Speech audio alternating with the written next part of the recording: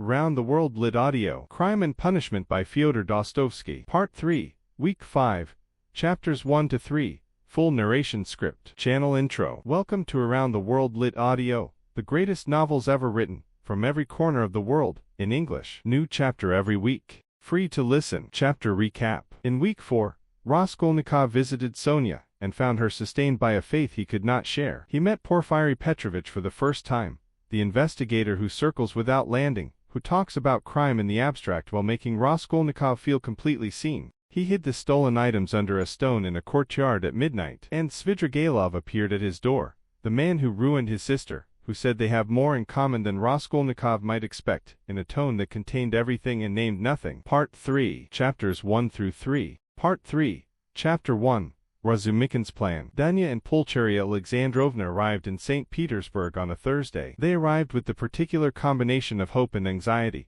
that attends a journey made out of love for someone who has not, in recent months, given much reason for hope. Raskolnikov's mother had not seen her son in years. His sister had not seen him since before the catastrophe of her employment with the Svidrigailov family. They had come because Luzhin, the lawyer, the prospective husband, had business in St. Petersburg, and because Raskolnikov was here, and because the arrangement of being in the same city, as both the man Dunya was going to marry and the brother she loved was an arrangement that seemed, from the provincial town they had come from, like a resolution of several things simultaneously. It resolved nothing. Luzhin had written a letter so precisely calibrated to cause maximum damage that Razumikhin, reading it, understood immediately what kind of man had written it. The letter advised the family that Raskolnikov had been seen in bad company, specifically, that he had given money to the widow of a drunkard, which Luzhin framed as evidence of poor judgment at best, and moral dissolution at worst. The letter was polite. The letter was concerned. The letter was, from the first sentence to the last,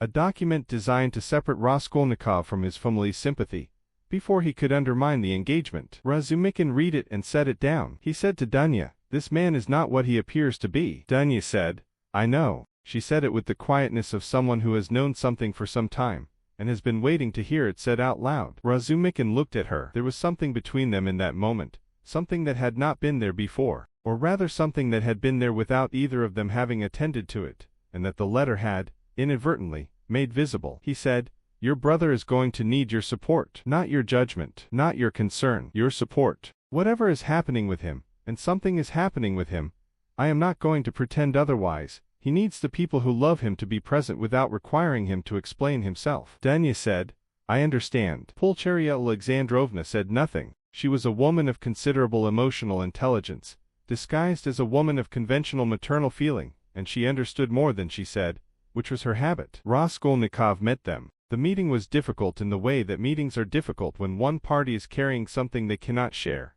and the other party can feel the weight of it without being able to identify it. His mother held him. He allowed himself to be held. His sister watched him with the specific attention of someone who has decided to observe rather than react, which was wisdom. They talked about the journey. They talked about Luzhin. They talked about Raskolnikov's health, which had been poor, which was visible on him, in the way that a sustained internal crisis is always eventually visible on a person's face. They did not talk about what Raskolnikov was actually thinking about, which was the axe and the money under the stone and Porfiry's pleasant, circular, devastating conversation. He managed the visit with the careful energy of a man who is performing normalcy for an audience he loves and cannot afford to alarm. Part 3, Chapter 2, Luzhin. Luzhin came to call. He arrived at the lodgings where Dunya and her mother were staying with the manner of a man paying a social call, that is also, in his understanding, an assertion of position. He was well dressed. He was composed. He had the particular quality of a man who has calculated his advantage in a situation,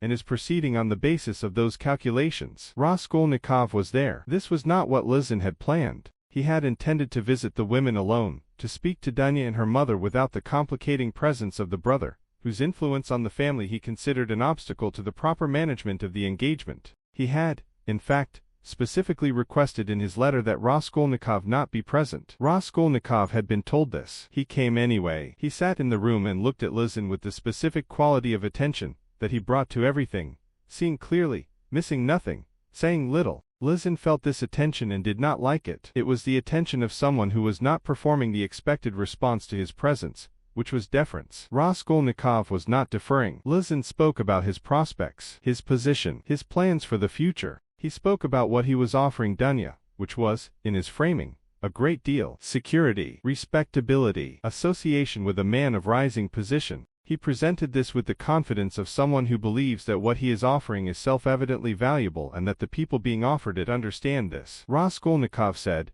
"You want a wife who owes you everything." Luzhin turned to him. He said, "I beg your pardon." Raskolnikov said, "You are looking for a wife who comes to you from circumstances desperate enough that she will feel permanently indebted. A wife with options does not suit you. A wife without options does. This is not generosity. It is a form of purchase." The room was very quiet. Dunya looked at her brother. Her mother looked at her hands. Luzhin said, with careful control, "I did not come here to be insulted." Raskolnikov said, "I know. You came here to manage my family. But they are my family, not yours." "Not yet." Luzhin stood. He made a speech, controlled, precise, the speech of a man who has lost the room, and is attempting to leave it with his dignity. He addressed Dunya directly. He said that he found her brother's behavior unacceptable and that if she valued the engagement she would make her position clear. He waited. Dunya said, "I think you should leave." Luzhin looked at her. He said, "You are making a serious mistake." She said, "I know how to evaluate my own mistakes. Goodbye, Fyodor Petrovich." Luzhin left. The room breathed. Raskolnikov's mother began to cry,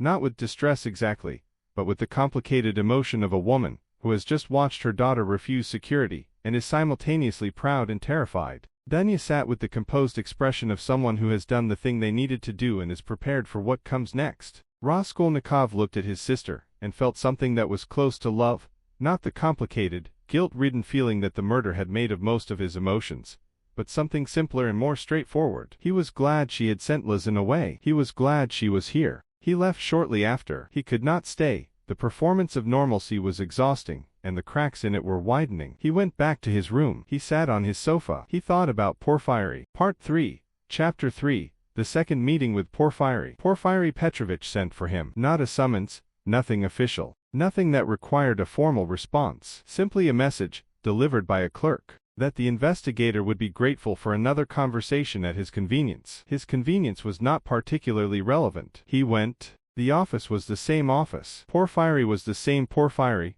round-faced, light-eyed, with the manner of a man who finds everything interesting and holds nothing against anyone. He received Raskolnikov with warmth. He offered tea. He asked about his health. Then the conversation began. It was similar to the first conversation in its structure, circular, discursive, apparently going nowhere, but different in its temperature. The first conversation had been exploratory. This one had the quality of something more settled. Porfiry had had time to think, to develop his picture, to arrive at a position that was not yet stated, but was clearly present. He talked about the article again, about the theory of the extraordinary man. He pushed further this time, asked Raskolnikov to elaborate, to develop the argument, to explain where he thought the line fell between the ordinary man and the extraordinary one. Raskolnikov answered. He could not help himself. The theory was his, had been his since before the murder, had been developed with genuine intellectual energy, in the months of planning and thinking that preceded it. He answered with the precision and conviction of someone defending a position they had spent real time constructing. Porfiry listened. He asked follow-up questions. He appeared genuinely interested. Then he said, casually, as though the thought had just occurred to him, "I wonder if you could help me with something. A small practical question about your movements on a particular day." He named the day. It was the day of the murder. Raskolnikov felt the room change. Not visibly. Nothing in the room changed physically, but something shifted in the quality of the air between them, a pressure, a density, as though a door had been opened in a sealed room, and the pressure had equalized. He answered the question. He was careful. He gave the answer that was both true and incomplete, true about where he had been at certain hours, incomplete about the specific hour that mattered. Porfiry received the answer with the pleasant attention he brought to everything. He said, "Of course, I thought so. You were unwell that day, weren't you? The fever." Raskolnikov said, "Yes." Porfiry said, "Fevers are unreliable witnesses. They make the timeline difficult to establish. Difficult for everyone. I mean, for the person experiencing the fever, and for anyone trying to piece together events afterward." He said it with complete neutrality. Raskolnikov said nothing. Porfiry said, "I think we are nearly done here. I think, this is my sense of things. You will correct me if I am wrong.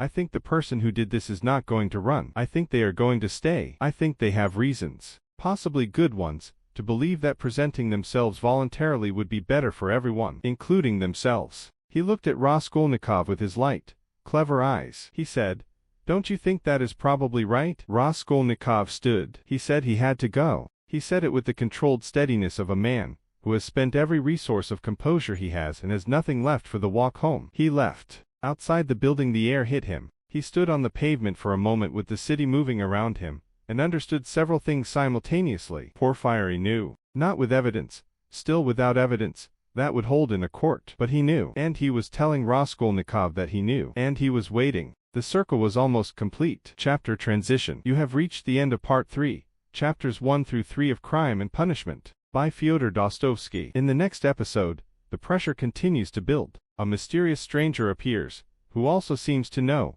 what Raskolnikov has done. Svidrigailov makes his intentions clear, and his connection to Raskolnikov's sister Dunya takes a shape that is genuinely dangerous. And Raskolnikov goes back to Sonia. This time he tells her everything. The next episode is available next week. Subscribe to Around the World Lit Audio so you never miss a chapter. A new episode arrives every week.